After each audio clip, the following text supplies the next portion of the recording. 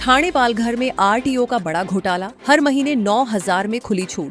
ठाणे और पालघर जिले से एक चौंकाने वाला मामला सामने आ रहा है, जहां आरटीओ विभाग में कथित तौर पर बड़े पैमाने पर भ्रष्टाचार का खेल चल रहा है। सूत्रों के मुताबिक चौगुले नाम का एक शख्स दोनों आरटीओ वसई और ठाणे का हफ्ता इकट्ठा करने का काम करता है।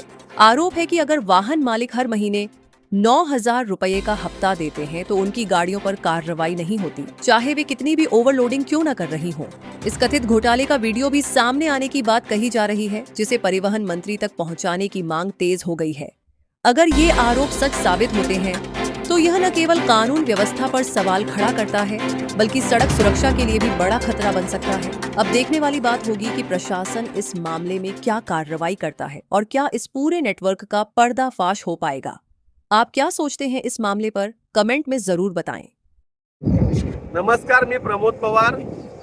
आपण आता आहोत मुंबई वडोदरा हायवेचं जे काम सुरू आहे त्या कामाच्या ठिकाणी लांबच हा जो स्पॉट आहे, या लांबच्या ठिकाणी बघा की बऱ्याच ठिकाणी आता रस्त्याचं काम सुरू आहे। माननीय नितीन गडकरीजी आणि महाराष्ट्राचे परिवहन मंत्री माननीय प्रताप सरनाईकजी, हा व्हिडिओ जरा महत्वाचा आहे, जरा प्लीज लक्ष देऊन ऐका। आपण वाहतुकीचे मोठे मोठे नियम काढले, ओव्हरलोडिंग वाहनांना दंड आकारला, तर कॅमेरा मारा, ही ओव्हरलोडिंग गाडी झाली बघा, गाडी बघा। आता प्रश्न असा आहे की अशा पद्धतीच्या ओव्हरलोडिंग गाड्या मोठ्या प्रमाणात सगळ्या रस्त्याला चालतात, पण ज्या गाड्या महिन्याला हप्ता देत नाही, ज्या गाड्या महिन्याला आरटीओच्या दलालांकडे पैसे जमा करत नाही, ज्यांचे नंबर लिस्टला येत नाही, त्यांना पकडलं जातं आणि फाईन लावली जाते।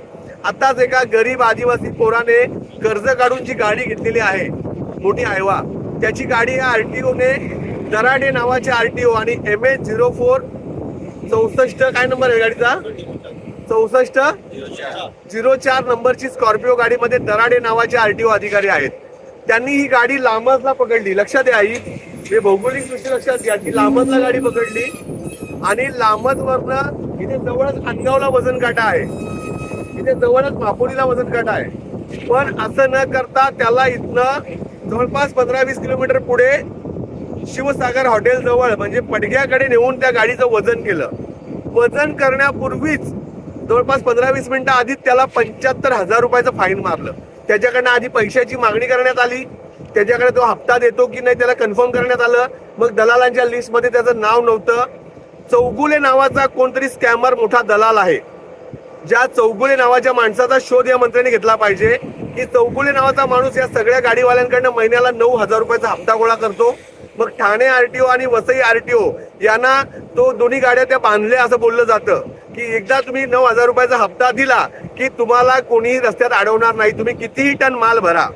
दुर्दैवाने या मुलाने नवीन गाडी घेतली होती, त्या गाडीचा त्याने हप्ता बांधला नाही आणि म्हणून दराडे नावाच्या आरटीओ अधिकाऱ्याने आधी पैशाची मागणी केली, पैसे नाही दिले, 25,000 रुपये नाही दिले, म्हणून त्याच्यावर 75,000 रुपये दंड केला। या पद्धतीचं काम आरटीओचं चालू आहे। हे तो व्हिडिओ दाखव रे।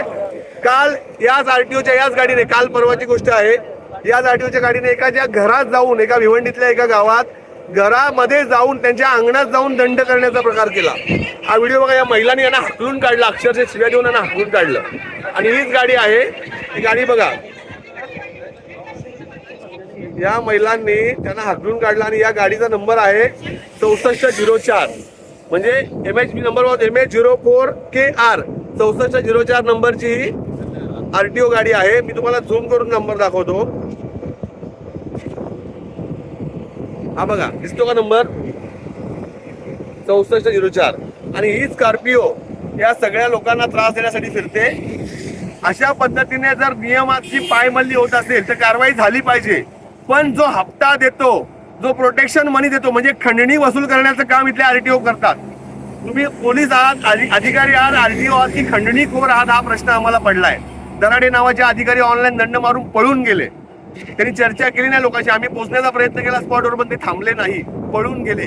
इथले भूमिपुत्र तरुण बेजार झाले। गाड्यांचे हप्ते भरायचे का, मेंटेनन्स रस्ते खराब रस्त्यामुळे करायचा का, आरटीओला हप्ता द्यायचा का नाही, हप्ता दिला तर असा दंड भरायचा का, अशी परिस्थिती इथल्या तरुणांची झाली आहे। तरुण रोजगार मिळवतो, रोजगारासाठी प्रयत्न करतो, पण अशा पद्धतीचे खंडणीखोर अधिकारी लोकांना हैराण करून सोडत आहेत। प्रताप सरनाईक साहेब, नितीन गडकरी साहेब, लक्ष द्या, शोधा हे दलाल कोण आहे, चौगुले नावाचा दलाल कोण आहे तो शोधा। जो दरमहा 9,000 रुपये प्रत्येक गाडीकडनं, अशा लाखो हजारो गाड्या आहेत, म्हणजे कोट्यावधीचा निधी जमा होतो खंडणीचा आणि मग तो वाटला जातो. मग त्याचे हप्ते मंत्र्यांना पण जातात का? त्याचे हप्ते अधिकाऱ्यांना जातात का? आरटीओच्या कोणत्या अधिकाऱ्याला हप्ते जातात?